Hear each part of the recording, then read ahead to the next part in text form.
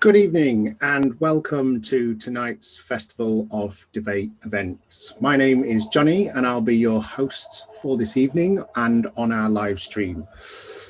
On the call, as we also have our panelists and our host for tonight, and my colleague Flick, who will be supporting the event by answering your queries and posting useful links in the chat.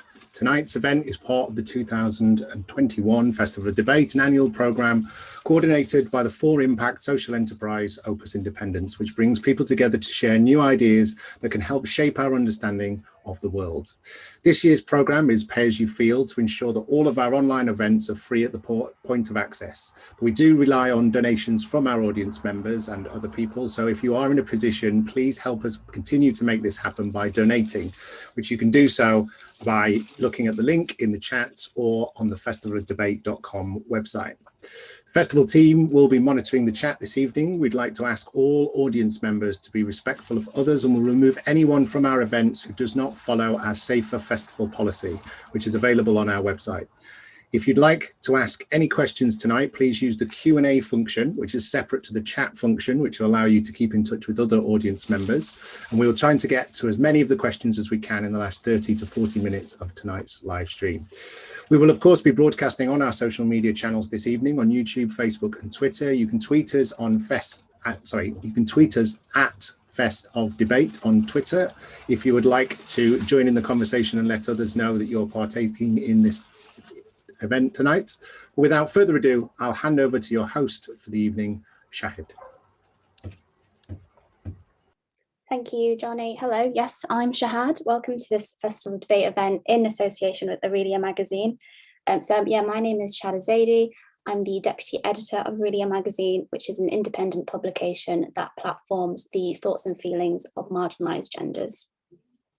So this event is going to be talking about the topic of gendered violence and the conversations around it, which were conversations that came to head in early March of this year when we all heard the tragic news of Sarah Everard's death at the alleged hands of a Met police officer. It's a case that reignited the national conversation around gendered violence and sexual violence and women's safety in public. A conversation that spilled out into huge vigils and protests, making it known this conversation around gendered violence wasn't anything new and wasn't something that was unique at the time. Even though this isn't really making headlines anymore, like it was back in a few months ago, the conversation around gendered violence and women's experiences haven't stopped and are still ongoing, even if they aren't making headlines in mainstream media.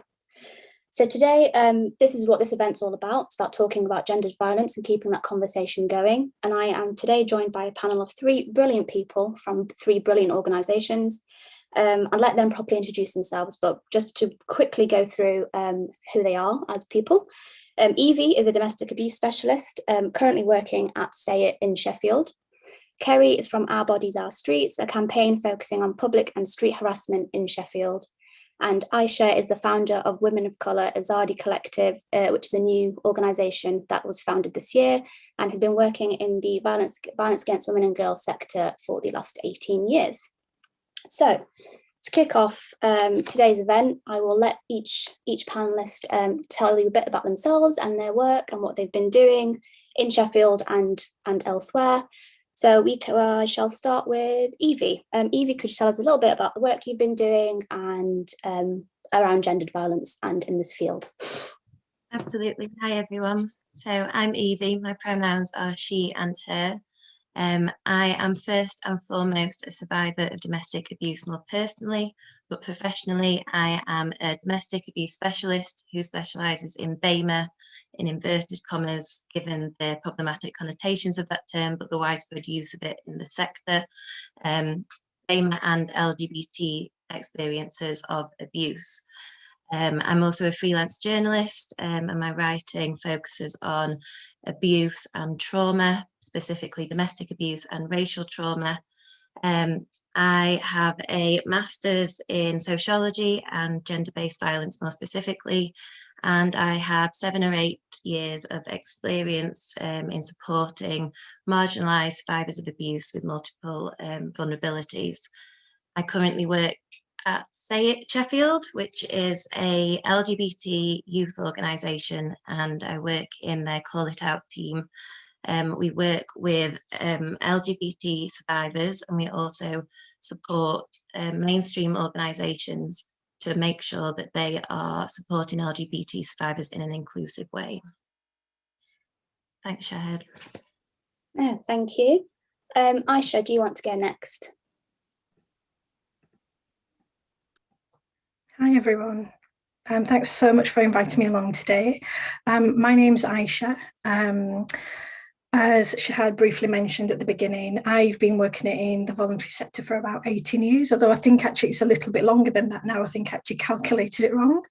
The majority of my work has been as a frontline practitioner, working in the women's rights sector, working in feminist organisations, but also working with the migrant rights sector as well. Most of my work has been working with survivors of violence, that covers everything from domestic abuse to sexual violence. I worked as an immigration advisor for a short while, specifically working with overseas domestic workers who were then being abused and exploited by their employers. So then supporting them through taking people to their employers to employment tribunals and helping them renew visas and things. A lot of my work was focused on doing anti-trafficking work. So I worked as an anti-trafficking expert at the Poppy Project, which sadly no longer exists. So I spent a considerable amount of my time working with survivors in detention centres like yours were, working in Holloway Prison, Bronzefield Prison, and other detention centres and women's prisons across the UK as well. My role was to sort of assess whether these women were survivors of trafficking, and then working alongside barristers and solicitors to stop deportations from happening, from getting women released into the care of the Poppy Project. And I also provided witness statements in courts, asylum tribunals and criminal division cases as well. So quite a range of different things. For the last several years, I've taken a step back from frontline work, and I've been focusing much more on project management, on sort of consultancy type work, working with other migrant rights and women's rights organisations. And this year I set up the Azadi Women's Collective, the Women of Colour Azadi Collective, which is a new project set up in Sheffield and Rotherham, the purpose of which is to create a series of workshops and spaces where women of colour can come together and heal from trauma, but also work in solidarity together, and work towards liberating ourselves from patriarchy, colonialism and white supremacy. So that's where I am at the minute. Thank you so much, Aisha. And last but not least, Kerry, if you want to introduce yourself and Our Bodies, Our Streets. Hi there. So I'm Kerry. I'm really excited to be here tonight. All the other panelists are absolutely amazing. I'm from Our Bodies, Our Streets. We're a recently set up campaign. We were started by a group of students last year when frustrations around catcalling and street harassment while many of us were exercising, particularly my friend Evie, led her to start Our Bodies, Our Streets, and I joined right at the beginning. We're a campaign which aims to tackle street harassment by increasing conversation, working with lobbying, protest, art, really anything we can, as well as reaching out into the community and talking to people about their experiences of street harassment. Our most recent projects have included attempting to work with the council to try and get the Safer Streets Fund, which was the money that has been put into the money which has been put into safety measures to try and tackle gendered violence. We've been working with the council and we've been attempting to work with Olivia Blake, Sheffield MP, to try and make sure that the funding for that is as inclusive as possible, as transparent as possible, and is done in ways which involves community consultation. We've also been working on a petition to try and get Sheffield parks to be more lit up and more safe. We're at 5,000 signatures. Probably something that I'm most proud of that we've done as a campaign is we've created a visual mapping tool, which is where people can upload their experiences of street harassment onto an online tool, which helps both visualize the problem of how widespread it is, particularly in Sheffield, but it can probably show anyone around the country how much of a problem it is. But it also gives a form of validation to people who can put their experiences out there. Yeah, the main thing we do is try to work with members of the community and do things like this. So I'm really excited to be here. So thank you very much. Oh, thank you so much. That was brilliant. Yeah, so I'm going to kick off with the first question. So a lot of the subsequent discussion around Sarah Everard's death and gendered violence in general didn't particularly talk about or delve into the kind of intersecting factors, you know, around race, sexuality, religion. So what kind of effects do these limiting blanket approaches have on the lives of people who aren't your kind of typical white, straight, cis woman? And what specific conversations do we all need to be focusing on instead? Aisha, would you like to kick us off? Thanks, Shahad. I mean, it's such a huge question, isn't it? And I think, you know, first of all, like with Sarah Everard's case, it's just another painful reminder to all of us about how violence against women in particular is part of a pandemic of gendered violence. And I don't shy away from using the word pandemic. I think we need to stop minimizing how gendered violence impacts women and non-binary folk.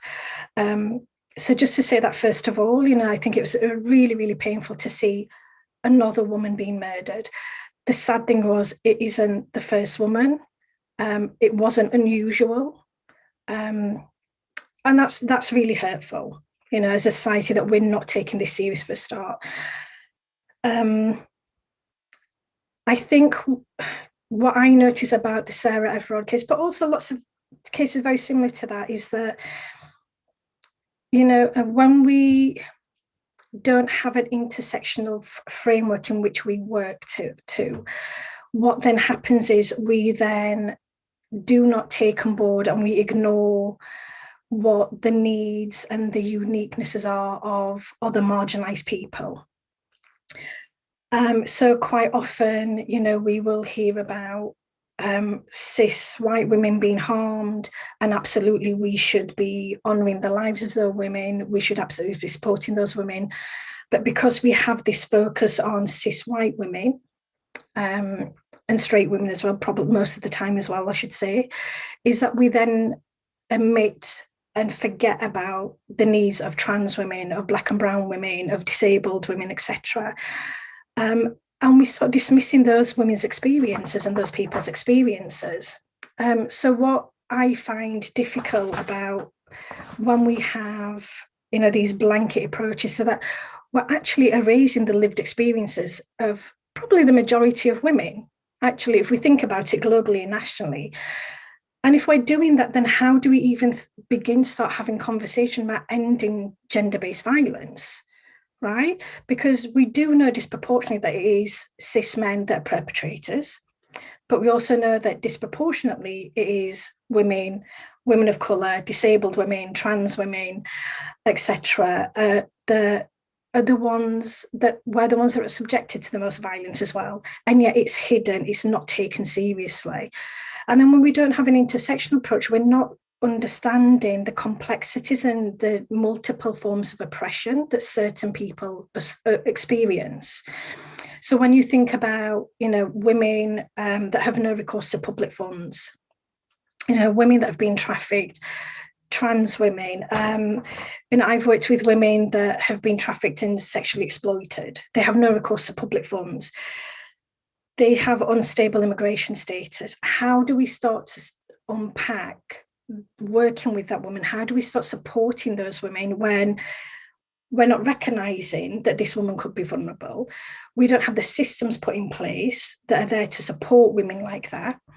And what we do is that we might focus on one part of the oppression. And this is a bit of an issue I have with most mainstream feminist organisations. And generally we tend to call them white feminist organisations as well. But, you know, when we go into those very white-led organisations and white-led movements, what then happens is, as women of colour, we go that our needs aren't met. So they'll recognise the fact that we're women, but they won't recognise the fact that actually we are women of faith, we are women that are oppressed because of our race. We have specific cultural needs, we have language needs, you know, and when we don't start to view women and understand those multiple identities, and we don't understand the multiple oppressions that women face, we're not supporting those women correctly. You know, and then what happens is we're then left in a situation where actually quite a lot of women and then have no choice but to remain in abusive situations, particularly when you think about women with no recourse, women that have come over on spouse visas and their marriages have broken down because of domestic abuse. If we don't understand how the hostile environment impacts those women, if we don't understand how having unstable immigration status impacts those women and doesn't enable them to actually leave those abusive situations, because they could leave a physically abusive situation, for example, but end up in detention because they've spoken out, because they've gone to the police, and then the police then find out that this woman doesn't have, you know, is seen as an overstayer. She doesn't have, you know, stable immigration, so she's come here in a false document or whatever. The police and the Home Office work really closely together. That woman doesn't just then go to the police, she will then be referred to the Home Office, and the chances are she's probably going to be detained as well. And yet that is a woman that's a survivor of violence. So if we don't take an intersectional approach, we're really failing women. And I think, unfortunately, mainstream white feminist organisations and white feminist movements have really failed marginalised women and non-binary folk. No, absolutely. I feel like with the blanket approaches, you're only saving a particular kind of woman, and you're leaving quite a big portion of women and non-binary folk just left behind. Evie, would you like to add anything? Yeah, absolutely. I think everything that Aisha and yourself were saying is spot on. Couldn't agree more. And when we kind of talk about abuse, it's important to recognise that our understandings of abuse are manipulated by what we know to be the public story of abuse. So if I'm doing trainings and things, what I'll say to people from the off as soon as people walk through the door is to picture in your head an abuse survivor or an abuse victim, and what image does that conjure up? And usually it will be a white, cisgender, heterosexual female woman who is weak, who is maybe covered in bruises, and the image that will come into their head is that of physical violence at the hands of a strong, overpowering man. So from the off, our biases are already leaning towards that side of the narrative that the public story instills in us. And that is on the individual level, that's on the societal level, that's on an institutional level. And what that means for survivors in particularly, who are from BAME backgrounds, from LGBT backgrounds, and all the intersections in between, what that means is that there's an issue of self-recognition, first and foremost, because we can't see ourselves in these narratives. So these narratives are perpetuated by the domestic abuse sector. You see the ways that organisations will do their promotions and their advertising, and it will be cis, het women, white women on these posters. You see it in the mainstream media, you see it in the narratives of who, which victims get airtime and headlines, and you see it across the board. So it's really difficult for us to recognise our own experiences of abuse when they're not being told. But equally, it's really difficult for these narratives then permeate everywhere. So then support workers who might be in place supporting us also have those biases, also don't know how to support us, also are looking for the lens that is this public narrative, this public story of abuse. And as Aisha was saying, unless we look at this intersectionally, we are going to be missing experiences. For example, it could be that a trans person is being misgendered by their partner. Their partner might be withholding medication that is gender affirming. And these are narratives that we don't see in this public story. It might be that a Black survivor is experiencing racial abuse as part of that emotional abuse, and these narratives we don't see. It could be that a bisexual survivor is having their sexuality erased or fetishized by their abuser, and these are the narratives we don't see. So if someone's experiencing these things, it's impossible for us to recognize automatically off the bat that, oh, I'm experiencing domestic abuse as a white, het, cisgender person might, who might be physically abused.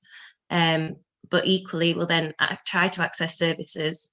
Our needs won't be recognised, our risks won't be assessed appropriately, and more than likely, we'll feel re-victimised by the sector and walk away and be so traumatised, re-traumatised by the sector that we don't offer support. So it's vital that we look at it intersectionally. Otherwise, yeah, as Aisha was saying, a huge demographic of people, the majority of people's experiences are getting bypassed. Yeah, which just adds to the cycle of gendered violence, and you just get through it again and again. Kerry, what do you think about kind of having intersectionality as like a core basis of kind of this movement towards ending gendered violence, and how Our Bodies, Our Streets kind of taken that in your strides as well? Thank you. Yeah. Again, everything that Evie and Aisha have just said is like so important, and it's also feeding into this whole narrative of how gendered violence is often viewed as a public thing when there's a lot of suppression of private gendered violence. But with us coming from the public street harassment narrative, something that we've noticed when we've been researching the idea of equal cities is that the blanket approach often means that you have a lot of like safety measures that are far right. They're very hard Thatcherism, you know, and you can see that today in the Safer Streets Fund, like floodlighting, CCTV, things that aren't preventative. And so if you don't forefront designers and professional environment designers who are diverse and intersectional and use community consultation in order to try and end street harassment, you end up with solutions that don't work and they don't suit particular members of the community. With us, we've been trying to do community consultations. We've been finding it a bit tricky because we're a very new campaign, and reaching out to the community is something we're still working on. But it's something when we're looking at even like physical changes, you have to even consider those intersectionally. Yeah. Yeah, absolutely. It's just key to kind of everything private and public gendered violence.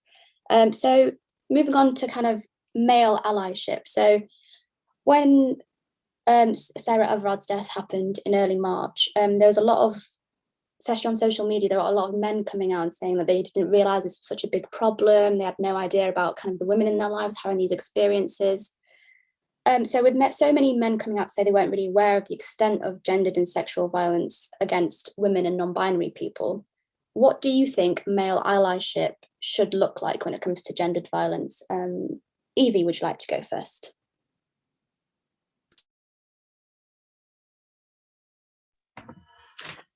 So I'm going to talk hypothetically here, and it's probably not going to be very helpful or practical, but if nothing else, it might just cause a few light bulbs to go on, because in an ideal world, male allyship to me would look like a nationwide resocialization program for all men to be conscripted to en masse.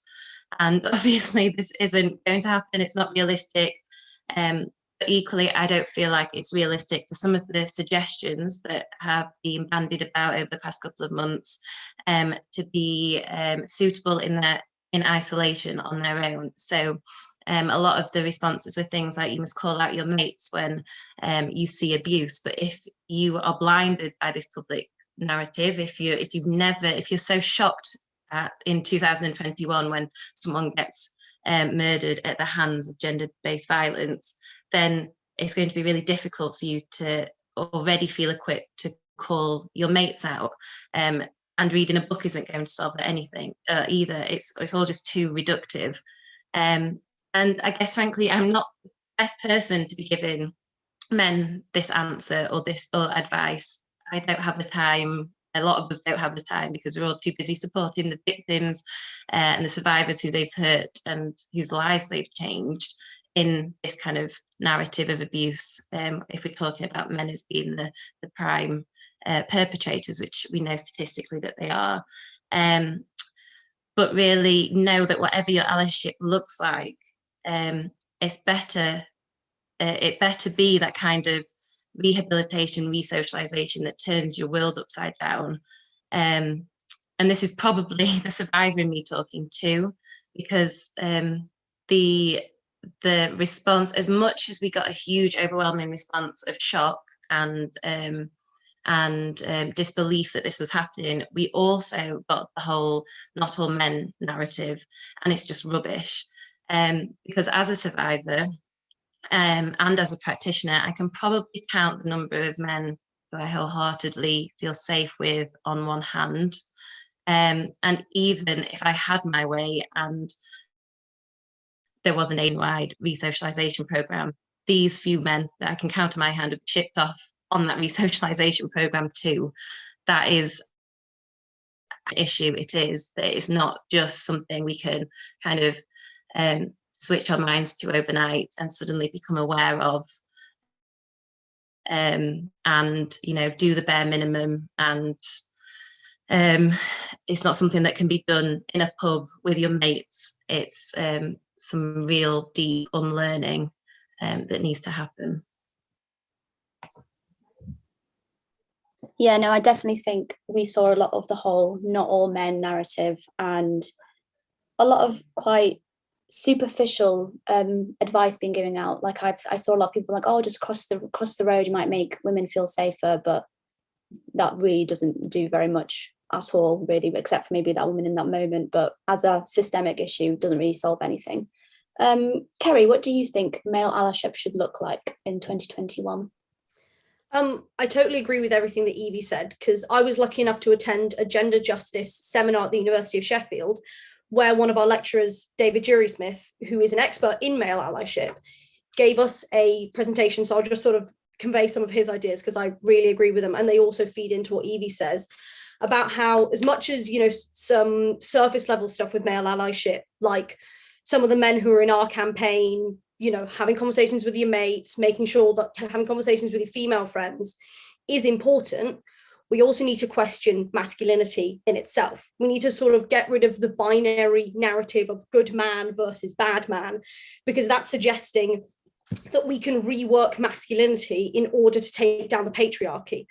But is masculinity actually just something that, when we utilize it in this way to create the good man narrative, is it just sort of restructuring patriarchy and gender order in a different way? And that's when you have to have questions of, can we use masculinity in order to dismantle the patriarchy? Maybe we can, maybe we can't. Again, I'm not an expert, I'm just a history and politics student. But if we question male allyship and what's the best way to do it, we can't just look at it in terms of a list of actions. We have to look at it in terms of what is masculinity and how does it fit within patriarchy? Because if a man is a good man and he's not oppressive to cis het white women, that does not inherently mean that he's not going to abuse a transgender woman or a black woman. Like, it's just too complicated to put down on a little tick sheet, I would say. Yeah, no, absolutely. This whole good man, bad man narrative doesn't help us, and it doesn't help them. So something that we can just do away with. What about you, Aisha? What do you think male allyship should look like? And does it actually have a place in gendered violence, which is something that is also something that we could probably think of? Yeah, I hear everything that both Kerry and Evie are saying, and it's not straightforward, is it? And I really take on board what both of them have said and agree with them. I think for me, first of all, why are men surprised? Like, where have you been? Have you not been listening to us? I've been doing this work for a very, very long time. The conversations that we're having today are the conversations I was having 20 years ago when I first started in this sector, and my elder sisters were having these conversations 20 years before that and before that and before that. So, we've been talking about gender-based violence for decades, if not centuries. Why have men not been listening to us? First of all, we've been talking about it, and we've also invited men to be part of this. And I think when we talk about gender-based violence and we're thinking about men's role in that, we also need to be thinking about gender inequality and structural inequality, because this is the basis of it, right? Gendered violence is a cause and consequence of gender inequality that exists within our society, that exists across the world, in the same way that we talk about structural racism. It's the same thing, right? But we're focusing on patriarchy here. So my question to these men is like, are you willing to actually start doing the work here, first of all? Because as an Asian woman, I ask white people all the time, you benefit from white supremacy. If you really want to be anti-racist, are you willing to unlearn things? Are you willing to question the power that this unequal society gives you? And the same thing that I would ask men is, if you really want to talk about allyship, you need to be having those internal conversations first of all. First of all, don't deny our experiences. And I hear exactly what Evie was saying about, not all men. I'm so tired of it. I'm really, really tired of raising the issue of gender-based violence and having conversations with men that I think are good, decent men that might understand. And the good, decent men are the ones that are also turning around saying, but not all men. If that is your start off point, you are part of the problem, because all men benefit from patriarchy. Even good men that don't think they're doing harm are doing considerable harm to women and girls and trans women, So I think we need to go back to the starting point of this. And I also question this idea of allyship. For me, allyship is something that you're invited to become, whereas I think we should talk about solidarity. And I completely hear what Evie's saying about, it's almost like this re-education needs to happen, but on like some like serious level education that needs to be happening, but a lot of unlearning. But I also think to men, ask men, you need to do a lot of internal work here as well. The first thing is you need to start listening to what you're saying. You need to start accepting that when we talk about gender-based violence, we are speaking our truths, and you don't have a right to turn around and say to us, well, not all men, and actually it isn't that bad. If that's the start-off point, then we're not going to achieve anything. You cannot be working in solidarity with us. I also think that if men want to be to have a role in dismantling patriarchy and tackling gender-based violence, they need to really explore their own power here, and also they mustn't center themselves in this. Yes, they have a role to play, but this also isn't about you in the way that you think it is. Like, you've got work to do, absolutely, and you have a lot of unlearning to do, but this is about you also amplifying the voices and the needs of women and other marginalized people. So I think we need to do that. And I think men also need to have conversations with men around them as well. I think we need to move away from this idea that there's a scary man hiding in an alleyway who's going to attack women. That is really, really rare. Most perpetrators of violence, most survivors of violence know the perpetrators. They are ordinary men. They're not monsters. They are ordinary men. They are men in our families.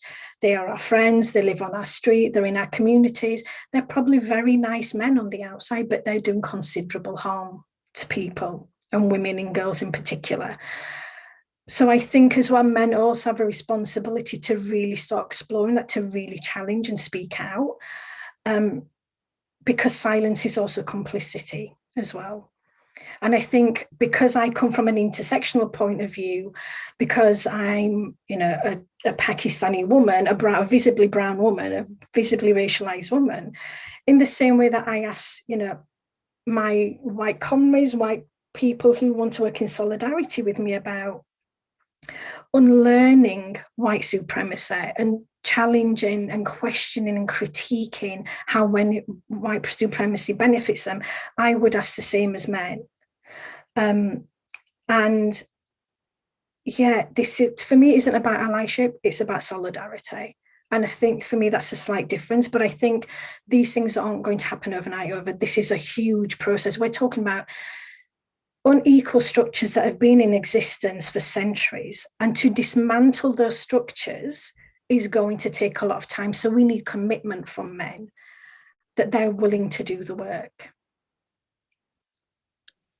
And that raises such a good point with how it becomes quite a thin line between performative allyship, because are those men who wanted to help at the time, are they having those conversations now, or has gendered violence now gone into the back of their minds and not really thinking about it anymore? So my next question is actually for Kerry. So Kerry, we just a bit more about Our Bodies, Our Streets. So your work and campaigns have focused on the public side of gender-based violence. So sexual harassment in public spaces, especially around demanding, as we said earlier, demanding more transparency and inclusivity from the government's Safer Streets Fund. How important is that this funding is fully inclusive for all people who experience sexual harassment? And how can we ensure that this fund won't just provide kind of surface level solutions to kind of a very deeply systemic problem? Thank you. Yes, ensuring that the funding is like intersectional and helps everybody is more vital than ever. Like if we look at the rise of racist hate crimes against Southeast Asian people, you can see that even that is gendered. There's The Guardian did a study where they found that more Southeast Asian women were racially harassed than men. But that means that you also have to include race as a factor when looking at how the Safer Streets Fund can help people. So we've been doing research and we've created a list of demands that we've both sent to our MP and to the council. And some of the things that, when we've been looking at how gendered violence has been tackled successfully, a really important thing is to consult the community, make sure that diverse voices are the head of the professional designs when they're being implemented. Changes need to be done in conjunction with other work. Like Our Streets Now are doing really important work with wanting to make street harassment criminalized, which is incredibly important when you think about how can CCTV, which is what the Safer Street Fund want to implement, how can that protect women and marginalized genders from violence when street harassment and street violence, half of it isn't criminalized? So that's really important.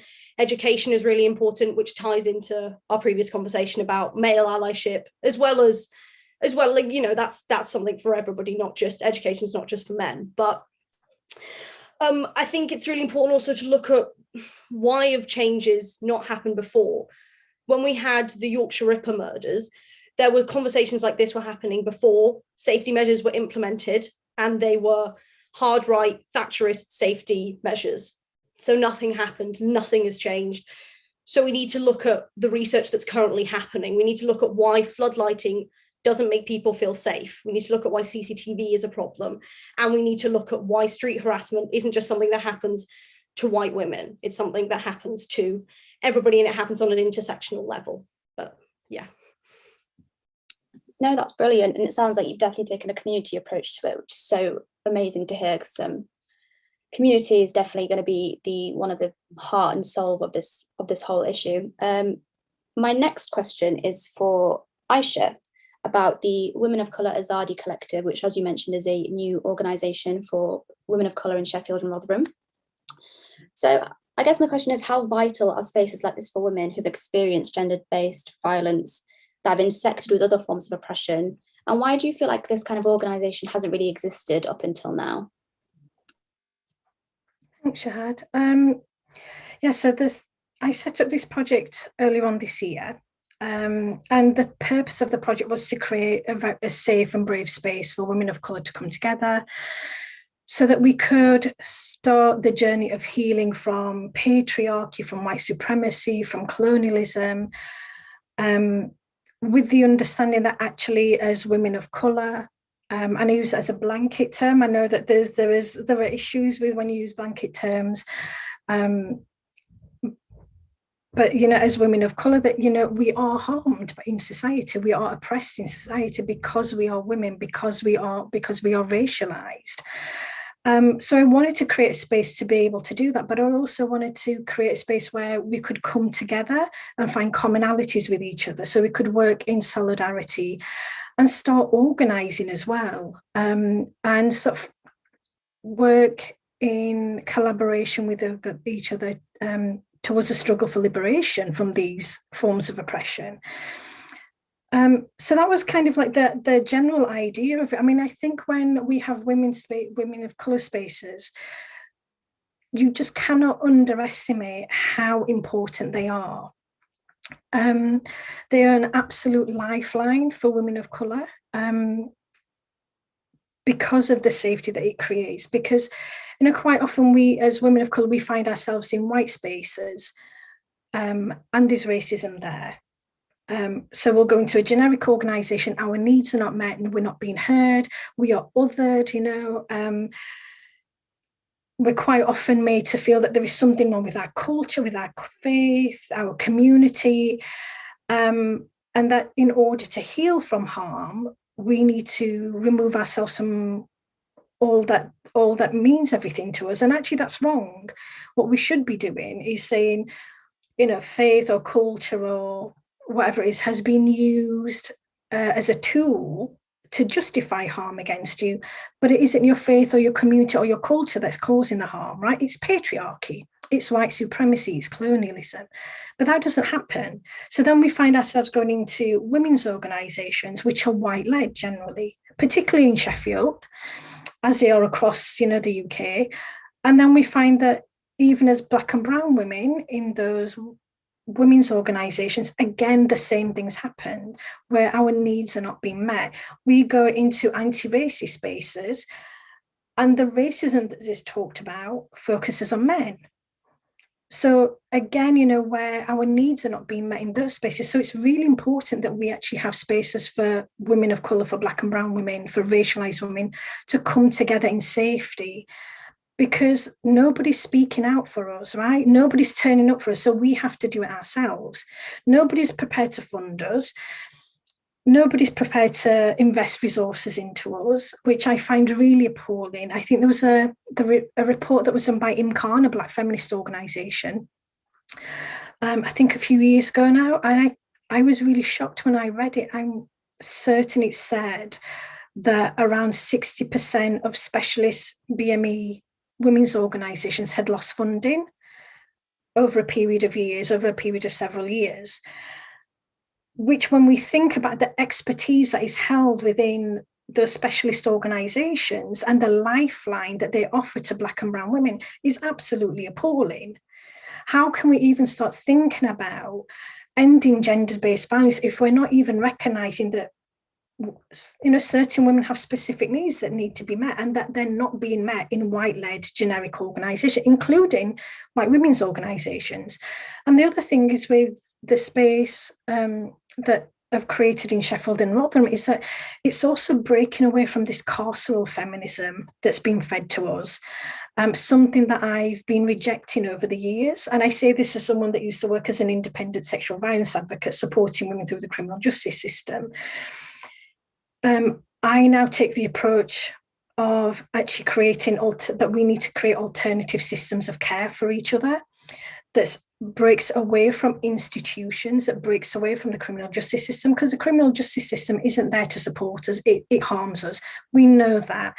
There was a report that came out, I think it was Channel 4 did it, not that long ago, in the middle of May, where someone from Scotland Yard, a detective or sergeant from Scotland Yard, basically talked about an epidemic that exists within the police system, where police officers that are perpetrators of abuse are failing to be, not being investigated by the police, right? And that the sheer scale of violence and reports against police officers around domestic abuse and sexual violence is basically through the roof and nothing's been done. So then you've got this system where the police are basically marking their own homework. It doesn't work. And when we think about racialised women, when we think about women with no recourse to public funds and the connections that the police have to the Home Office and stop and scan, it becomes even more problematic. So it's fine for us to say to encourage women to report to the police, but actually, are the police going to support us? Because if you have a woman with no recourse to public funds or who has an unstable immigration status, again, she'll go to the police. What are the police going to do? Then are they going to support her to go into refuge? Probably not. What they will do is take a fingerprint of her and then match it up to a Home Office database. And then the Home Office will decide what will happen. And that could actually mean her being placed into detention. So then when we're thinking about creating supporting survivors, we need to really be thinking about creating alternative ecosystems, creating alternative systems of care for survivors as well, because the institutions that we have are simply not fit for purpose. How do we encourage Black and brown women to report to the police when we know that the police is institutionally racist? We've known that forever, right? We've known that the McPherson report came out a very long time ago and stated that, and we knew it before. We also know that misogyny and levels of violence against women within the police is really high. So then why are we still pushing this kind of carceral feminism? If women choose to report to the police, that is absolutely their choice, and they should be supported by independent people to guide them through that police process, because the chances are something might go wrong, and it's very likely that it will. So we need to be supporting women to go to independent advocates, not advocates that are funded by the police or MOPAC or the PCC, not advocates that are based in peace stations, but independent advocates that are based in specialist organisations, ones like, where Evie work, ones where, that we have rape crisis centres, and, very radical Black feminist organisations that really understand the issue of intersectionality. And, we talk about intersectionality a lot, and it feels like it's become a bit of a buzzword for us. So we brand it about, but do we really have an understanding of it? Because if we're talking about having an intersectional approach, how can I encourage my Black sister who's been subjected to abuse, encourage her to report the police, knowing that actually I'm helping her go to the police, knowing that they're institutionally racist and she might be harmed by the police? And actually what we should be doing is reinvesting and divesting funds into prevention work, right? We should be doing work where rather than giving money to the police or police-led or generic organisation, we should be putting those resources into specialist organisations, into Black and brown-led organisations, into trans-led organisations. That's how we create alternative systems of support and care. Otherwise, all we end up doing is perpetuating harm against survivors that are, that have already been subjected to horrific violence, and that isn't helpful for us. No, absolutely. And I think you made a good point actually at the beginning when you were talking about how it's actually important to have spaces that also focus on the element of healing as well, which I know is what you and your organisation tend to focus on with your sessions. So that's so brilliant to hear.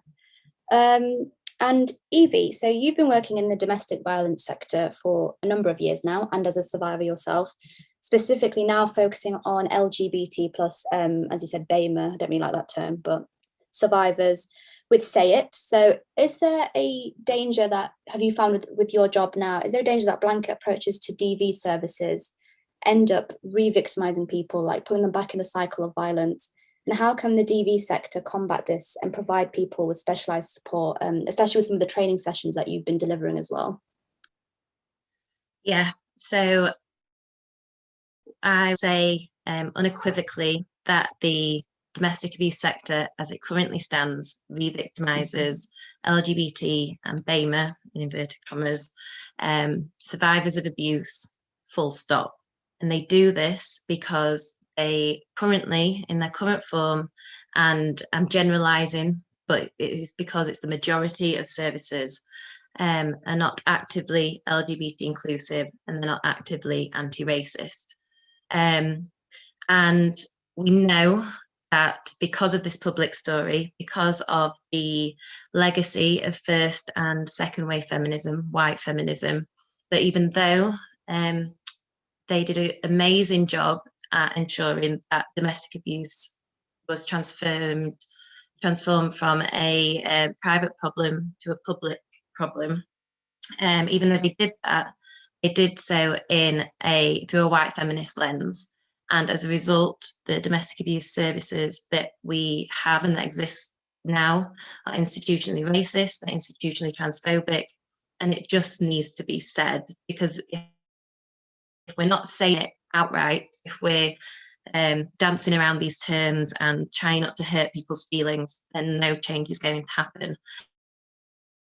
And it's important we do say it, because the fact that these services are institutionally racist, institutionally transphobic, create a wall of barriers for survivors accessing support. And survivors know this. We know this. We know that we can't ring the police because we're not going to be taken seriously. Or we've had a friend who's tried to approach a service and has been treated terribly, been re-traumatized, and there's that word of mouth that goes around. So there's already that barrier in place for people accessing the support, but there's barriers on an individual level. So individual bias of practitioners. It could be that you ring up and try and contact a service, and that one person you speak to is laden with their own personal ingrained bias, and that's a no from the word go. It could be service level failings. So the idea that services aren't recognising that, mainstream services that is, aren't recognising that they need to put on specialised groups, that specific demographics need safe spaces, that the location of these groups are really important in terms of ensuring a safe space. And then there are the wider institutional organisational failings, which are just broad and vast. And as Aisha was saying, it's so important that we have these specialist services, because, I mean, currently, if we're looking at an LGBT point of view, there is one national LGBT domestic abuse support service. That's all. There's very few organisations in the country that have LGBT specialist roles. So that's mainstream organisations. There's one in Brighton, one in Manchester, few and far between. So if mainstream organisations aren't committing to getting this right, then that huge demographic of survivors are getting failed. I mean, we talk about these failings a lot, but to have some examples to kind of contextualise it, these are some of the things that I've witnessed in support worker roles, in development roles, in consultation roles. So, for example, if there was a trans survivor who rings a service, rings a women's service, for example, and they get told instantly that, sorry, we don't support men because of their masculine sounding voice, that's already a no.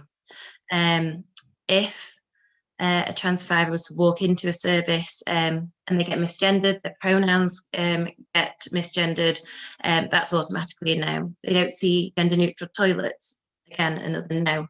And we have seen on multiple occasions, on routine occasions, it happens so frequently that transgender women will be rejected from women's services because they are not cis-passing, they don't look woman enough, so to speak.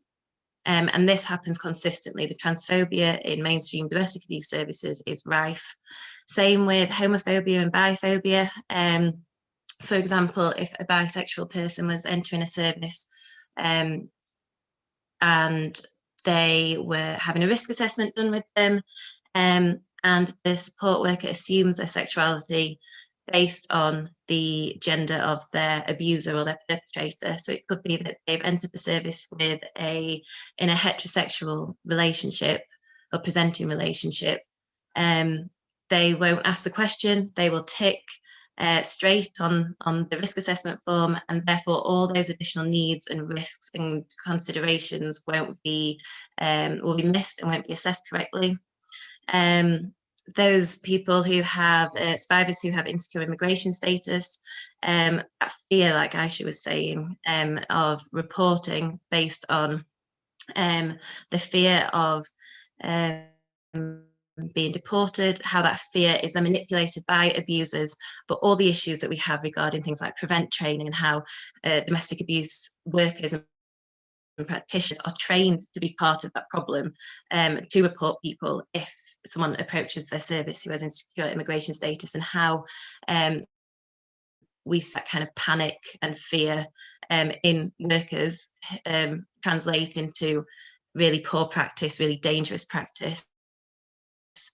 I've worked with survivors who feared the system so much that they were prepared to go back to a country where they fled persecution because they had given up on our British domestic abuse sector system, and that includes the police, social work. So on entering that system, they had never been supported or approached by a practitioner of colour in any way. So when I started supporting them, I was the first brown person that they'd seen. They didn't realise that you could be brown and be in this sector. And they were so terrified of whiteness, because whiteness to them signified persecution, that they were willing to go back to a country that they'd fled from. And that really solidifies the issue. As Aisha was saying, there's a huge issue with funding, who gets funded, who doesn't, where services are being commissioned. This is one of the solutions that we need to embed massively.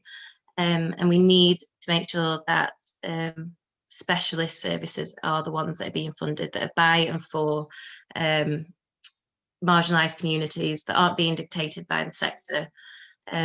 So, for example, there is a brilliant organisation in Hackney in London called Sister Space, who I've had the pleasure of working alongside quite closely, and they really reject the term BAME for obvious reasons. They identify as an African and Caribbean heritage domestic abuse service for African and Caribbean heritage survivors, and they exist because they know that the mainstream services and specialist BAME services included aren't recognising the needs of African and Caribbean heritage survivors. Things like how Black women or Black survivors will not report to the police, one because of institutional racism that we know exists, but also because of that fear. They'll report their abuser, but they fear that their abuser also won't come out of that prison cell alive, or will get beaten black and blue because of that institutional racism, and that prevents people reporting. There's issues where of supported housing, and where those supported housing locations are, and if a Black person is getting, the example they use is getting shipped off to Surrey, and there's no resources for Black, African heritage women and survivors in Surrey, and they say something along the lines of, to paraphrase, if you don't understand my hair, you can't support me. So the idea of these essential items and the locations we get relocated to, the essential items that were permitted to survivors during lockdown were all in line with white beauty standards. They were white hair products, straight hair. They weren't hair relaxers, or they weren't Afro combs, and they weren't plantain and food that the African Caribbean communities thrive on. So that needs to be an element of the support too. But in the meantime, until we're at a place, which we're absolutely not, of funding and passing the mic over to specialist services and prioritising specialist services, the services that exist, the mainstream services, need to be committing to anti-racism and LGBT inclusion at a fundamental level. Funders need to be rejecting services if they're not doing so, and that needs to be a criteria. And some of the work we've been doing at SAYiT kind of exemplifies how LGBT inclusion in particular can be embedded. So we have training programmes for domestic abuse services across South Yorkshire, and are working with the majority. They're on LGBT identities, LGBT experiences of domestic abuse, and more recently, BAME LGBT experiences of domestic abuse. We also have an LGBT inclusion kite mark. So this is a programme that organisations can enlist themselves on, essentially a checklist of over 40 points that are just the starting point of embedding inclusion into your practice. So we have bronze, silver and gold awards. That is for the individual level, the service level and the organisational level. And things like, I mean, Sheffield, to give Sheffield credit where it's due, and South Yorkshire more broadly, the work we've been doing with the commissioners has led to there being an LGBT risk assessment embedded as standard practice across the board. So for practitioners, when they are doing risk assessments with survivors, when they identify that a person is LGBT, they are now required to submit an LGBT risk assessment with the DASH that will identify a whole host of other vulnerabilities, other needs, other risks that the DASH in its current form completely omits. So these are the things that we need to be looking for in mainstream organisations, but fundamentally, as Aisha was saying, it just isn't fit for purpose, full stop. So to abolish the system, crush it and start again is exactly what we need to be looking at. And when I say start again, that is through the lens of by and for intersectional grassroots organisations for all the communities that are currently being re-victimised by the sector as it stands.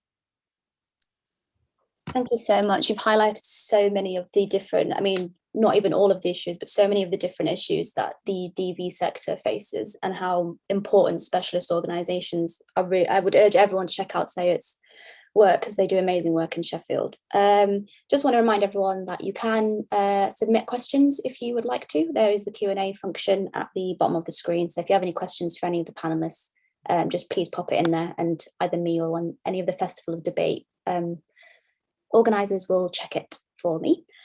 So I guess the last kind of question, which is obviously the title of this event, is kind of around how do we start, or how do we continue the work of trying to end gendered violence? So it feels like, it's like Aisha said earlier, it feels like a conversation we've been having for decades, it may be even centuries, where we keep talking about it and something will happen, it'll become news again, and we kind of go through this weird cycle of it being like mainstream, and then grassroots organizations just continuing to do the work as they always do.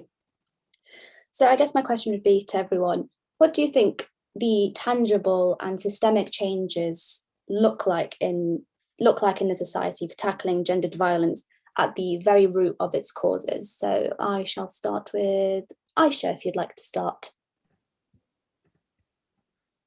Thanks, Shahad. Again, it's another huge question, isn't it? I think if we're really wanting to be seriously considering how we end gender-based violence, how to tackle it, and what that change looks like, we need to start from looking at the root cause, and the root causes is gender inequality. We live in a patriarchal society. We live in a society that is very unequal on lots of different ways. We need to start dismantling these oppressive structures that exist. So it's all very well for us setting up new services, working in ways that we think might be supporting people and survivors of violence, but actually, if all we're doing is replicating a microcosm of something that already exists in wider society, where that harm just becomes perpetuated over and over again, that isn't helpful for us. So for me, it's about, well, what are the root causes? We need to start tackling the root causes. We need to do prevention work, because the way that we work now is very much focused on, we're reacting to something that's already happened. And what we need to do is do prevention work, so it doesn't get to a point where women and people are harmed, right? So this is what I mean by going back to sort of dismantling those structures and creating alternative systems. We need to do work at a grassroots level. We need to do work at policy level, at a national level, at an institution level within communities as well. All this work needs to be done, and we all have a part to play in this. And we need to start challenging and critiquing these systems that already exist that oppress us, because this is all about oppression, right? And we need to start creating alternative ecosystems for ourselves, where we can be supported, where we can really start thinking about, actually, what does a world free from harm look like? Because if we can dream, if we can envision a world where there is no interpersonal structural violence, it can happen. But if our start off point is, well, it doesn't exist, it's not that bad, you're making it up, and, you know, not all men, yada, yada, yada, the usual stuff we get told, we're never going to be able to achieve this. So the first thing is we need to understand and accept that actually gender-based violence is real, and it is a pandemic, and it's a global issue, and it needs to stop. But the way to do it, we have to prevent it from happening.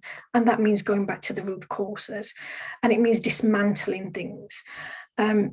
So for me, that's really important. I think we really need to start questioning the systems that are already in place and how useful they are for us. So I've mentioned before that I'm more and more becoming, I'm questioning sort of this carceral feminism, and it's how I was trained. I did a lot of work with the police, training them, and trained Home Office caseworkers. It doesn't work. Things have actually got worse, right? There are fewer cases that are going to the CPS now for rape than there were when I was doing this work several years ago as a practitioner. It isn't working. So it isn't that there isn't the training being that isn't taking place. It's the fact that there is absolutely no accountability, and we need to be able to hold these institutions to account. But that doesn't happen. So you've got the police, marking their own homework, investigating themselves, and of course, they never find anything wrong with themselves. There will be recommendations made, but there's never any action, and there's never an accountability. So what's the point of having a recommendation? I think we need to start moving away from like this very carceral surveillance type system that we have. Evie, I'm glad we mentioned prevent. That is a huge issue for a lot of communities, particularly predominantly the Muslim community. So when we think about intersectionality and safeguarding, what really concerns me is how prevent is being used as a tool of safeguarding. It absolutely is not there to safeguard anybody. It harms migrant communities and it harms Muslim communities. It is at its very core anti-Muslim, and what's concerning is that it's been enshrined within policy and law, and now it's infiltrating itself within other institutions, right?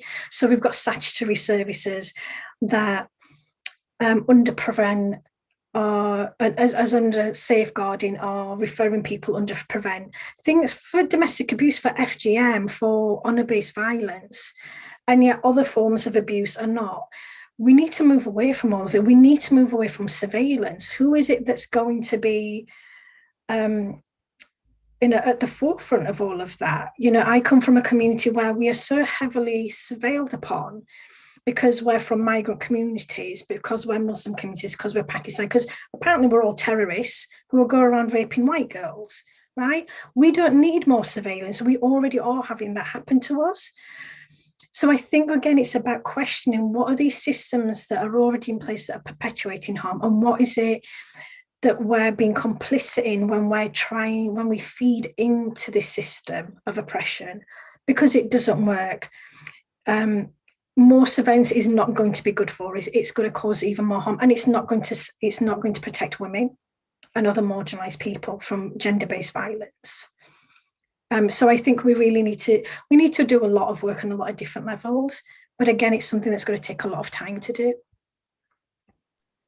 Yeah, absolutely. And I'm so glad you mentioned about carceral feminism, because I think we are starting to have that conversation about how helpful these institutions are and how actually they don't really help the vast majority of women. And if anything, they just make the problem of gendered violence that much worse for us. So especially around prevent as well, because I come from a Muslim community, so I've definitely seen that in action. Evie, what about you?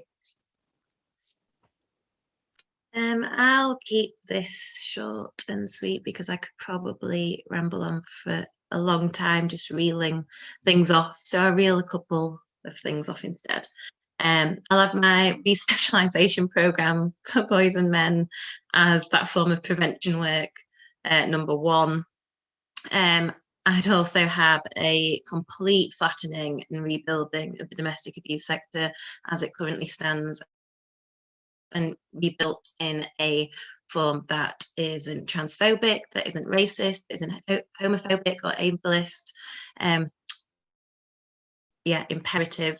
And in that rebuilding, we'll be moving away from the statutory mainstream services and supporting and funding grassroots community and grassroots services. It'll be absolutely and unequivocally not giving police any more power than they already do. Again, that calls for feminism, but if anyone needs an additional cause to support, it's definitely Kill the Bill. In relation to this, as a sideline,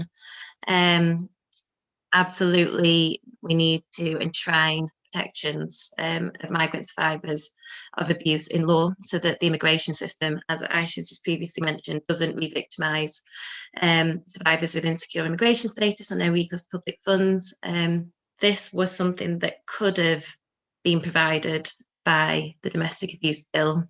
It was almost provided by the Domestic Abuse Bill, and it was removed and voted out at the last minute, which means that the immigration systems we have, the hostile environment that we have, completely re-victimises migrant survivors. At an individual level, it is that idea of believing survivors, full stop, not questioning, not re-gaslighting people in that re-questioning, calling out those practices when we see it.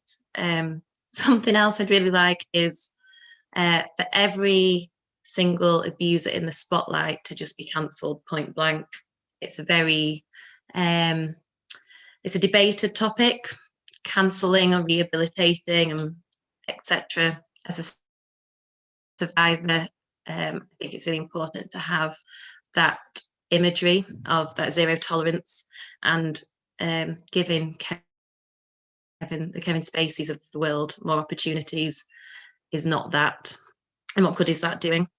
And we need a criminal justice system that's fit for purpose, if at all. If we're talking ideal world situations, I completely agree with Aisha. If we're talking about current, kind of the current system we're in, we need a criminal justice system that's fit for purpose, that believes survivors, and depicts this in the rates that it prosecutes, and that it prosecutes all perpetrators of abuse. And if it's not going to do that, which I have no faith that it will, then yes, absolutely, get rid of the current system in its entirety. And like Aisha said, we know that there's alternatives out there. So going along with the status quo is no longer something that we need to be obliged to do or feel obliged to do. Yeah, such good point, especially about the status quo, because I think a lot of the kind of superficial solutions that kind of government and state come up with are just kind of, oh, we'll do this, but it's not deviating too much from the status quo. It's kind of basically repackaging old solutions, and it doesn't really work. But yeah, last but not least, Kerry, what do you think? The question has gone out of my brain. Yeah, what do you think the kind of tangible and systemic solutions are that can tackle gendered violence at its root cause, especially to do with public harassment?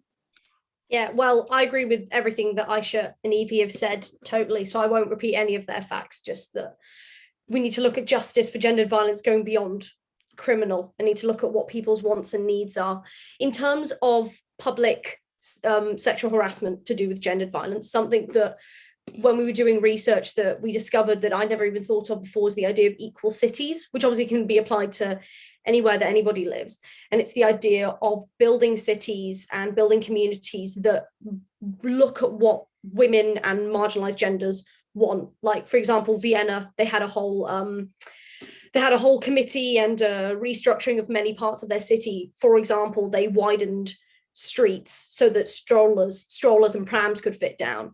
And it's stuff like that, creating physical changes within the city to make people feel more safer. And obviously, you know, you could argue, is that just superficial? That has to be done in tangent with education, removing of patriarchy, you know, voting out of a Tory government. Small change. But that's something that I hadn't even thought about, like the physical ways that we can change our cities and our communities in order to make women and marginalised genders feel more safe. No, absolutely. These changes have to be done in conjunction with the bigger changes, but they all do something. And I think that's how we can get to more real, tangible change in our lifetimes. If anybody has any questions, we don't have any as of yet, but if you have any questions, please do pop them in the Q&A box. I'll give you a couple of minutes, but if not, we can wrap up there. But yeah, if anyone has any final comments, please feel free to add anything. If not, we can wrap up there. I know it's a little bit early, but yeah, if anyone has any questions, just pop them in the Q&A box in the next minute or so.